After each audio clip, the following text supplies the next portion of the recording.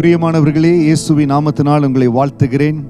எபிரேயர் 4வது அதிகாரம் 2வது வசனம், ஏனெனில் சுவிசேஷம் அவர்களுக்கு அறிவிக்கப்பட்டது போல நமக்கும் அறிவிக்கப்பட்டது, கேட்டவர்கள் விசுவாசம் இல்லாமல் கேட்டபடியினால் அவர்கள் கேட்ட வசனம் அவர்களுக்கு பிரயோஜனப்படவில்லை. இன்றைக்கு ஆண்டவருடைய வசனத்தை கேட்கிறோம். இந்த நாள் இந்த செய்தியை கேட்டுக்கொண்டிருக்கிறீங்க.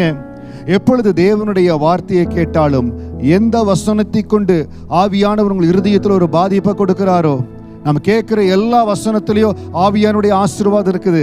ஆனால் ஒரு சில வசனங்கள் மூலமாய், ஒரு சில வாக்குத்தத்தங்கள் மூலமாய் ஆவியானவர் உங்கள் இருதயத்தோடு பேசுவார். Your heart has to be sensitive to Holy Spirit.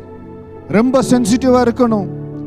ஆலயத்தில் தேவனுடைய வார்த்தையை கேட்கிறோம், எனக்காக நீங்க என்ன சொல்றீங்க பரிசுத்த ஆவியானவரே, ரொம்ப கேர்ஃபுல்லா கேட்கணும்.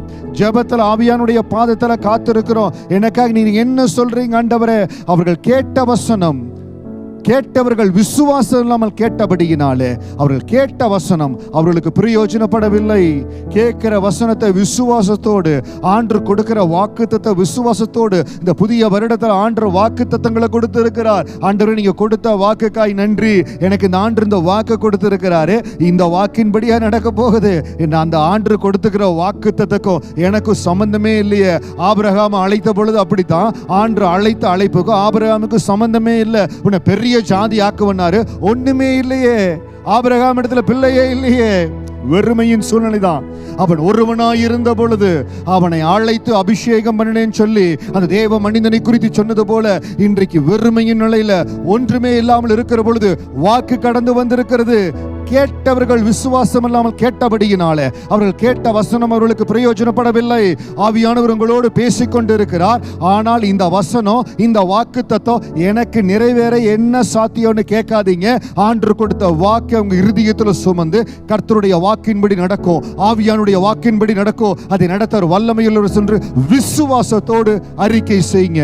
அருமையான சகோதரனே, சகோதரியே, உங்க விசுவாச அறிக்கையின் மூலமாய் தேவன் ஒரு பெரிய அற்புதத்தை உங்க குடும்பத்தில் ஏற்படுத்த அவர் ஆயத்தமா இருக்கிறார்.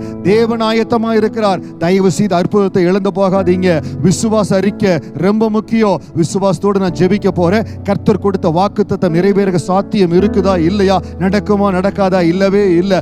நான் விசுவாசத்தோடு அறிக்கை செய்ய போறேன். கர்த்தர் உங்களுக்கு ஆசீர்வாதமாய் அற்புதமாய் சுதந்திரிக்கும்படியாய் வைத்திருக்கிற அந்த அற்புதத்தை நீங்க பெற்றுக்கொள்ள போறீங்க.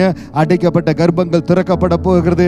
அடைக்கப்பட்ட தொழில வாசல்கள் திறக்கப்பட போகிறது. அநேக ஊழிய வாசல்ல கர்த்தர் உங்களுக்காய் திறந்து கொடுக்க போகிறார். தைரியமா அறிக்கை செய்யுங்க, விசுவாசத்தோடு அறிக்கை செய்யுங்க. கர்த்தருடைய கரம் உங்களோடு கூட இருக்கிறது. God bless you.